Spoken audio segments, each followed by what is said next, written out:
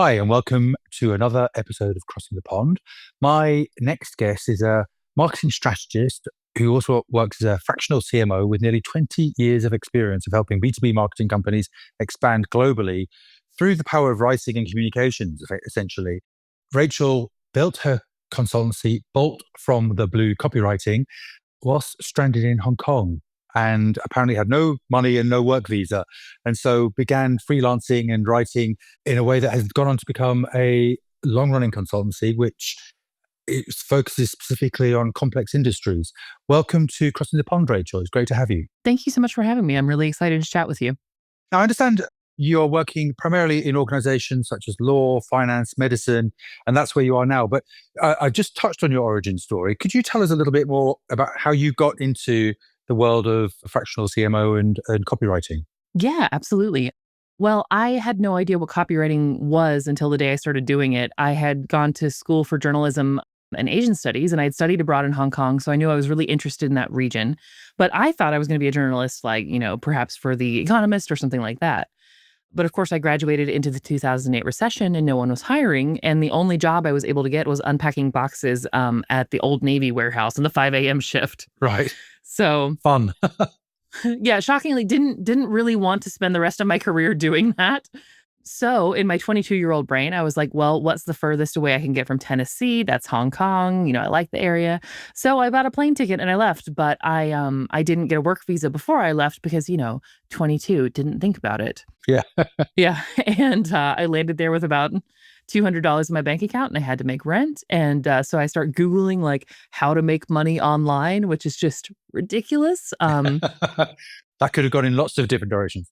I guess if that had been today, then there's even more options of how to make money online than there were in 2022, which I don't know if that's a good thing or not. I guess that's not for us to decide, but yeah. Yeah, yeah. Well, I mean, I think that's nice. There's no more, there's a lower barrier to entry, but I think it's so much more overwhelm. At least back then it was like, here's a bunch of scams, also maybe one thing that could work. And so I chose the one thing, yeah. And it was copywriting. So I built a business out of it and I've been doing it, like you said, for almost 20 years now. And you specialize in businesses that are trying to sell to particularly sophisticated, complex audiences. Yeah, I kind of fell into that niche about 5, 6 years ago. I've written for, astrologers, accountants, sex workers, lawyers, everyone that you can think about. But I found that I really enjoy the challenge of trying to sell something that might be difficult to understand, or people might find it a bit boring if they don't know the industry. But I think there's no boring topics. There's just boring writers. So I love writing about these really technical things in a way that make people very interested. And you do that for businesses that are selling to audiences all around the world. Is English primarily the language that you're writing in, or is your work being translated into different languages? English primarily, although I do like US English versus UK English versus Australian English. So they are slightly different, but yeah, only English. Fantastic. And so the audience you're selling into, the European, or where are they typically based when you're taking a brief from a client? So I would go American, Canadian, that region, then probably UK, Germany, France, sort of that area of Europe. And then from there, I've had a couple briefs in the Mediterranean. I've had a couple briefs back in Hong Kong. I've had some in Kenya. So it's a little bit of a balance everywhere. Okay, interesting. So this gets right to the heart of what Crossing the Pond is about. As you know, we're a B2B consultancy that is helping North American businesses primarily come to the United Kingdom. Actually, Yeah. we then also help them with different regional communications as well, by virtue of the fact that I believe that the editorial landscape and threshold in the UK for B2B writing particularly is of a higher standard and perhaps more competitive than it is in Yes. other regions. So I want you to understand, was from your perspective, as the person who's really taking responsibility for bringing these stories to life and animating something that can be quite boring and technical, what differences do you take in your approach if you're writing, say, for a North American audience as opposed to a British audience? So the North American audience tends to be a little more trendy. They want to try, whatever the newest thing is, whether that's founder-led storytelling or video or whatever. They want whatever's new. And they also want to be very forward about how great they are. So it's like, oh, this is the greatest thing in the whole world. If you try that in the UK, everyone's like, gosh, that's so cringy. Why are we doing that? So British audiences tend to be a little more a little quieter, a little more staid. They'll go with the classics and then sort of have a little bit of a twist on it as opposed to like, oh, let's just try a new trend. And it really matters that you're able to show your credentials to that audience because they have no interest in this flashy, like, I'm the best in the world, just believe me type marketing. Yeah, that's very interesting. I find British B2B decision makers tend to be a little bit more cynical and a little Yes. bit more fact based. When we're writing for British audiences, facts matter more than the author. Yes. Whereas what I've found is that in North America, if the CEO has written something, then editorially we can normally get it placed. If it's the right position of authority within the right organization, the substance, dare I say it, isn't as critical in a North American editorial environment as it might be in the UK. Do you concur with that? Absolutely. Absolutely. I think in the North American market, it's very much about who's saying it and do we like them? Yeah. Whereas in the European, especially UK market, it's more like, do I actually believe this? And do I think they're bullshitting me? Like there's a very low tolerance for that in that market. Yes, completely agree. And let's talk about Germany because that's another environment altogether that you mentioned. And again, I think a different appetite for content. Yeah, absolutely. It's much more transactional. It's much more fact based. It's like, I don't need the story. We don't need to be friends. You can just tell me, like, hey, here's who I am. Here's what I do. Yeah. And I've always found data and data points in Germany are much more welcome than they might be even in the UK, but certainly in North American audiences. So, in terms of the different marketing decision makers that you're essentially that are your customers, if you could have one message that went out to all the ones in North America and said, "This is what you need to know if you are going to use my services at Bolt from the Blue, and this is how you get it right if you're creating a story to sell into the UK." What would be the top three things that you would say content needs to include? So, top three things. One, you need to have your facts all the way right. It can't just be like, oh, our product is 20% better. It's like, well, is it 20 or is it 21 or is it 21.5? You really need to get those details just right because somebody's going to look at that and it's going to undermine trust if you don't have the details exactly right. You also need to set aside this sort of cult of personality that North American marketing has because nobody actually cares that it's you saying it. You need to think about what they need to hear. So it's while marketing is always about putting the audience first, you have to do that so much more in UK marketing. And then finally, I think just including very clear, very simple calls to action. So in North American marketing, sometimes people like to get cutesy. So instead of saying, click here, buy now, or like, here are next steps, I'll get something like, help me, Obi-Wan, you're my only hope, buy here. And I think British markets tend to find that a bit cringy. Yes, although I completely agree, and thank you. That's great. That's three great points there. Let's talk about the use of irony, because I believe that is quite different in terms of if you were creating content or even creating a marketing strategy, which I know is a big Yes. part of the work that you're doing. But eventually that trickles down to content activation. The use of irony, talk to me about how you approach that, because I believe it's quite different in North America to the UK. Yes. So with either market, clarity beats cuteness anytime, right? So I always make sure that we're clear. But in the UK, there's this very, I mean, as you've experienced, like a subtle wittiness. And if you can pick up and you have the knack to actually pull it off, then it automatically marks you as an insider. So it's usually, it's smart, it's culturally informed. It's not like broad humor. It's the kind of humor that a lot of North American audiences take a minute and be like, oh, wait, that was funny. You know, Yes, like it's yes, like, oh, yes. you're kidding. Yeah. So if you Yeah, can include yeah. that, that's wonderful. I mean, Innocent Smoothies is a great example. They do that very well in their UK marketing strategy, where you look at them and at first you're like, oh, cute little juice brand. But then you're like, oh, wait, you're being really funny. Yeah. And I think there's a media outlet called The Register, which I'm sure you're very familiar with. Actually, it's one of our Bibles. There's a UK PR consultancy. We look at it daily, in fact, multiple times in a day. Yeah. Their editorial approach is so tabloidy, sometimes a little bit vulgar, Hmm. bordering on offensive and crude. Lots of sexual references when talking about a server or a data center, which seems very incongruous, but somehow they manage to make their content entertaining and informative. Quite often, our North American clients are shocked when they are either featured in The Register and realize that the journalists have taken the gloves off. They're really looking for the facts, looking for that bite. Given that you have international clients that are looking at publications like the Register and asking for your support, how do you advise North American clients about those types of editorial environments? So, I mean, I tell them what you said first off is like they will take the gloves all the way off. There is no interest in being your friend, here, and they're looking to sell papers, and that's the way they do that.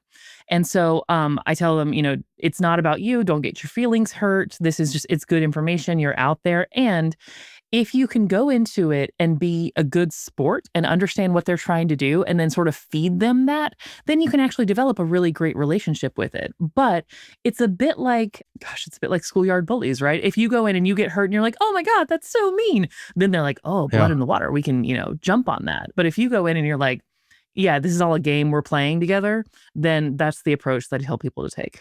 And I know that you are doing a lot of work in the legal sector, as you mentioned before. I haven't ever worked with the legal profession, but I understand that there's an even higher set of standards expected within these highly regulated industries and Yes. sectors, such as the legal sector. It must be hard. I wonder what you could tell me about working for a company like a legal organization in North America, coming into Europe with the expectations that things are going to be done in a certain way. There must be quite a culture shock, I would imagine.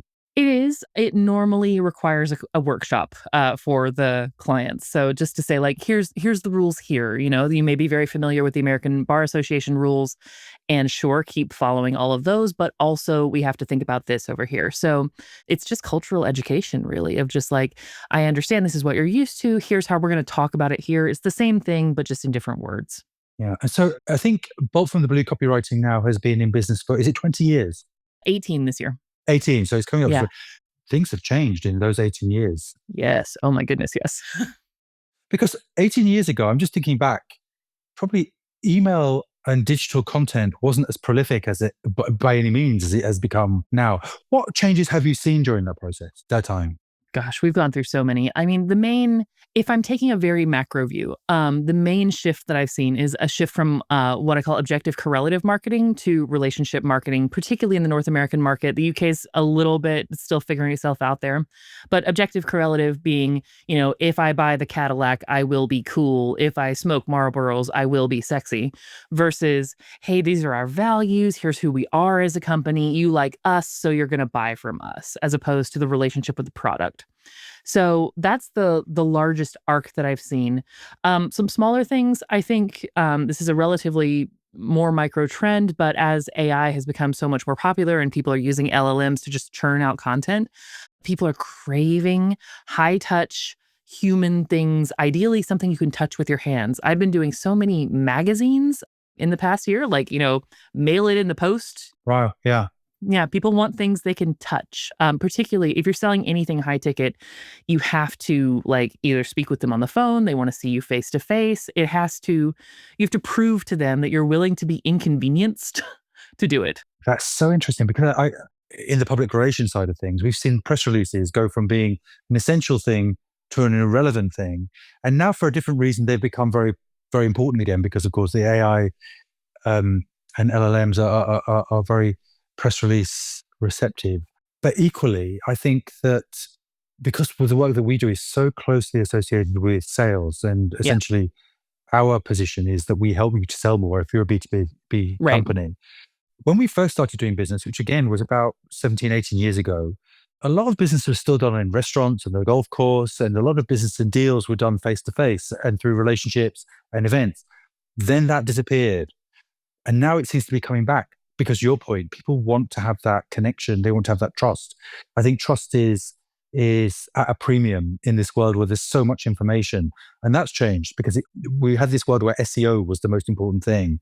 Right. And that wasn't about relationships. That was about traffic and that was about clicks and automated sales. In my opinion, the pendulum's swung back again.